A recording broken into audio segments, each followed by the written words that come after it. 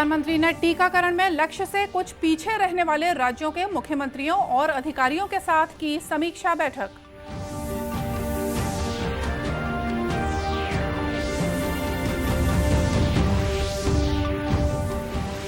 राजभवन के दीपावली मिलन कार्यक्रम में राज्यपाल ने कहा, जनता की अपेक्षाओं पर खरा उतरने का प्रयास रहेगा जारी।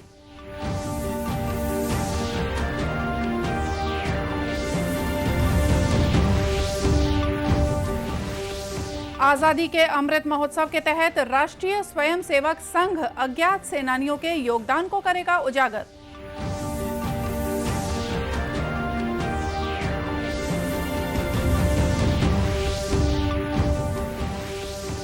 और केंद्रीय खेल मंत्रालय ने राष्ट्रीय खेल पुरस्कारों की घोषणा की। ओलंपिक और पैरालंपिक के विजेता खिलाड़ी होंगे सम्मानित।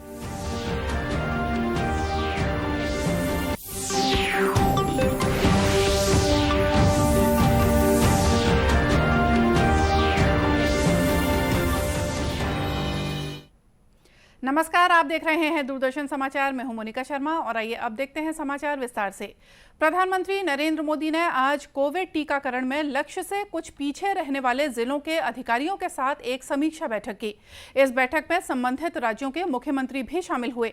गौरतलब है कि छत्तीसगढ़, झारखंड, मणिपुर, नागालैंड, अरुणाचल प्रदेश, महाराष्ट्र, मेघालय और कुछ अन्य राज्यों के विभिन्न जिलों में टीकाकरण निर्धारित लक्ष्य से कुछ पीछे चल रहा है।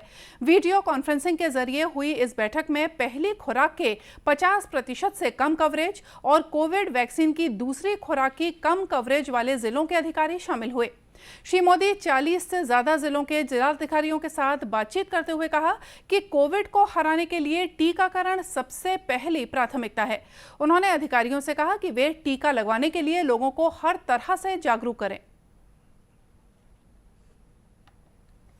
ये दिवाली का त्योहार है, मैं मुख्यमंत्रियों की व्यस्तता समझ सकता हूं और फिर भी मैं सभी आदरणीय मुख्यमंत्री का बहुत आभारी हूं कि वे समय निकाल करके हमारे साथ बैठे हैं।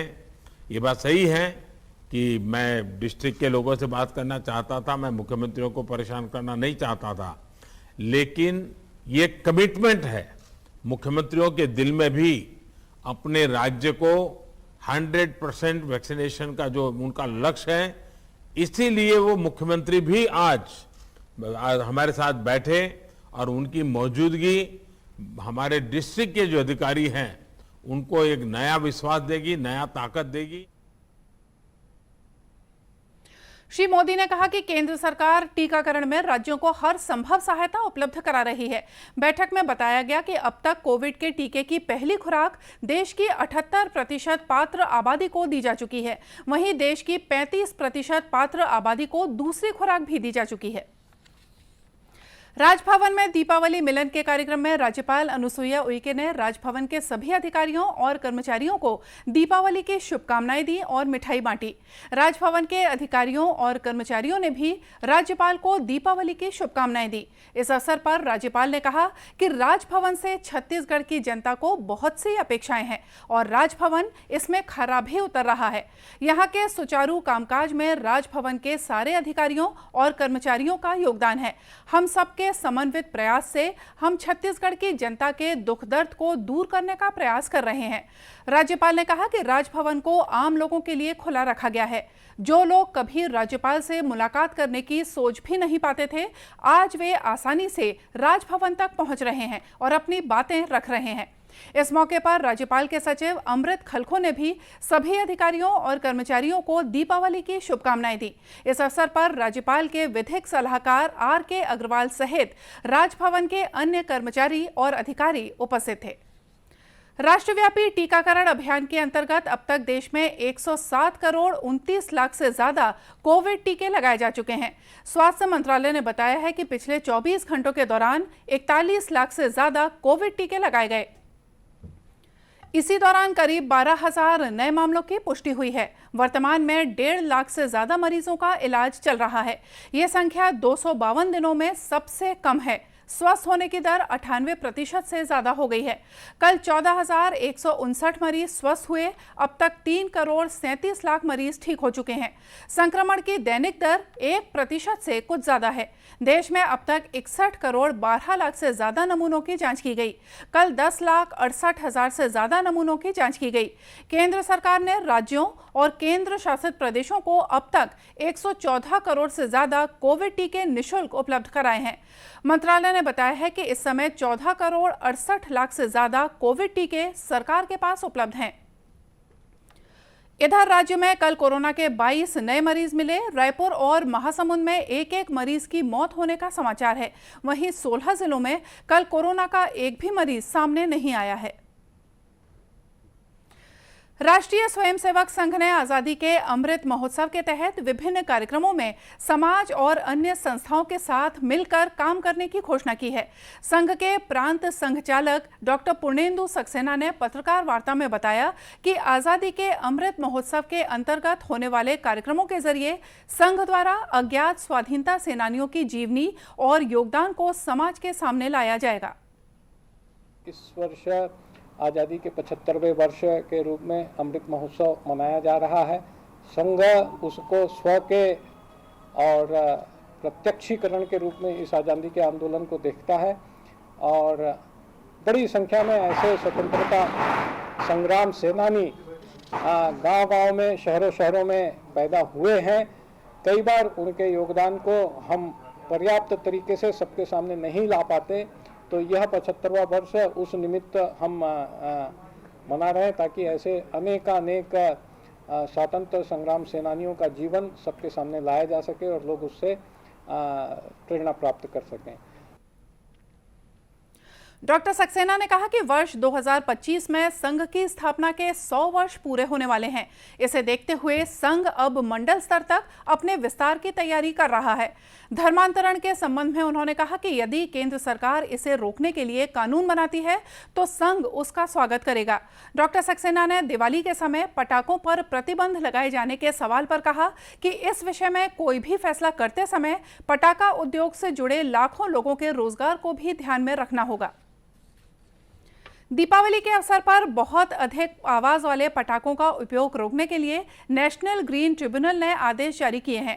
इस आदेश का पालन सुनिश्चित कराने के लिए राज्य शासन ने भी सभी जिले के कलेक्टरों को निर्देश दिए हैं।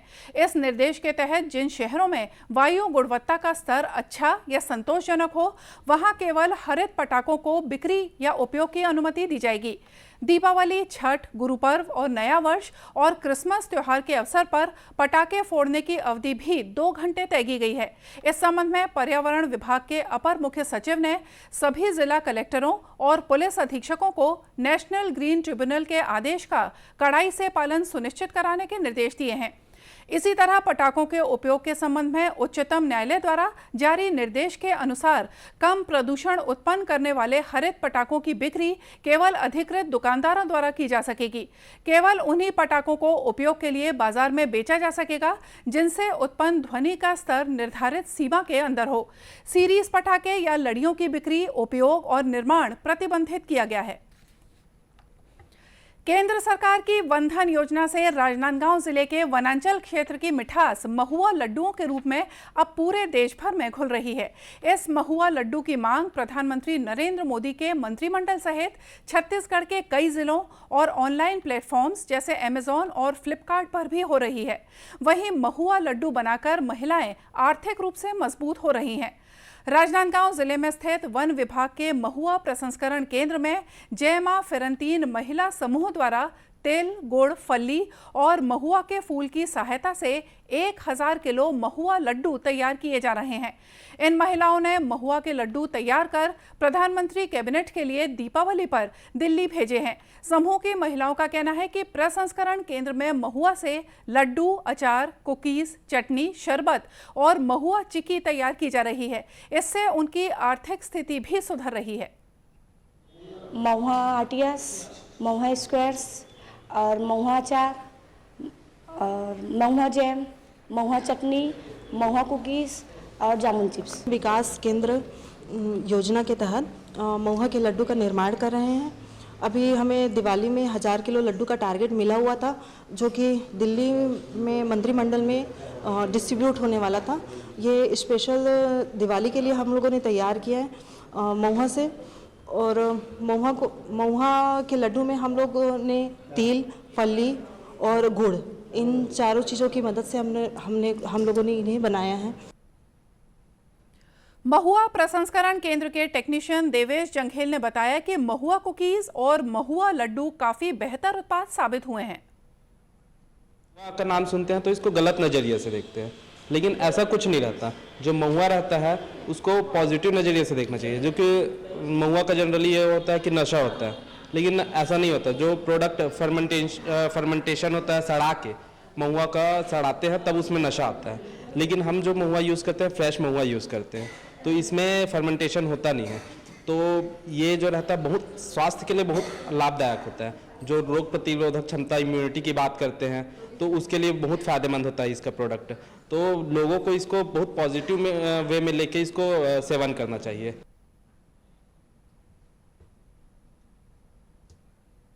राजनांदगांव कलेक्टर तारण प्रकाश सिन्हा ने बताया कि महिलाओं को आर्थिक रूप से सशक्त बनाने के लिए वन विभाग के महुआ प्रसंस्करण केंद्र में महुआ से खाद्य उत्पाद तैयार किए जा रहे हैं। के माध्यम से चीजें बना के और उसको राष्ट्रीय अंतर्राष्ट्रीय मार्केट में उतारने के लिए लगातार प्रयास किए जा रहे हैं। और इसी अनुक्रम में महुआ के लड्डू बनाकर छत्तीसगढ़ हर्बल जो है उसके माध्यम से ऑनलाइन भी बिक्री की जा रही है और ऑफलाइन भी जो अभी धन्वंतरी स्टोर खोले गए हैं उनके माध्यम से बिक्री की जा रही है। कुल मिला के इन सब योजनाओं का उद्देश्य यही है कि महिलाएं स्थानीय स्तर पर मजबूत हो, आर्थिक रूप से मजबूत हो और उनको आय सृजित हो, इसलिए सब चलाया जाए।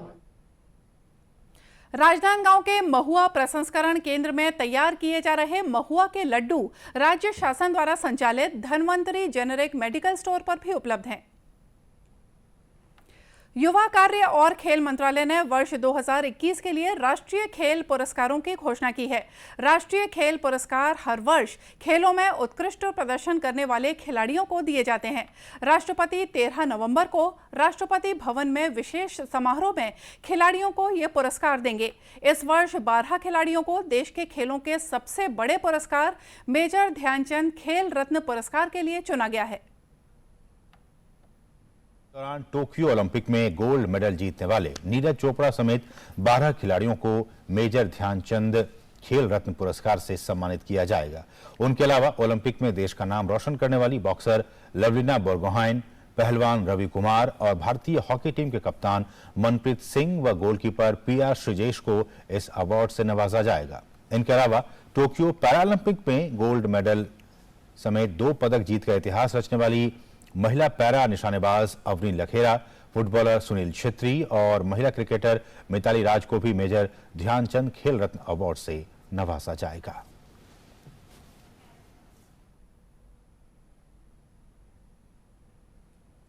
इसके साथ ही खेल मंत्रालय ने अर्जुन पुरस्कार जीतने वालों की घोषणा भी कर दी है। इस बार 35 अलग अलग खेलों के सफल खिलाड़ियों को अर्जुन पुरस्कार के लिए चुना गया है। और आइए देखते हैं अंत में मुख्य समाचार एक बार फिर से।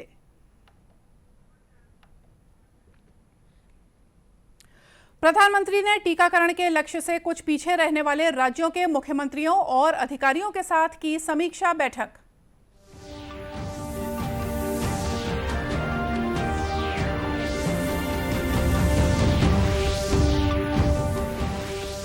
राजभवन के दीपावली मिलन कार्यक्रम में राज्यपाल ने कहा, जनता की अपेक्षाओं पर खरा उतरने का प्रयास रहेगा जारी।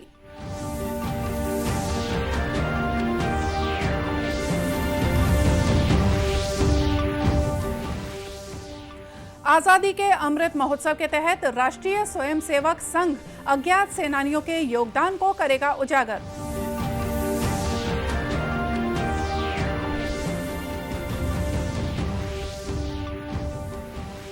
और केंद्रीय खेल मंत्रालय ने राष्ट्रीय खेल पुरस्कारों की घोषणा की।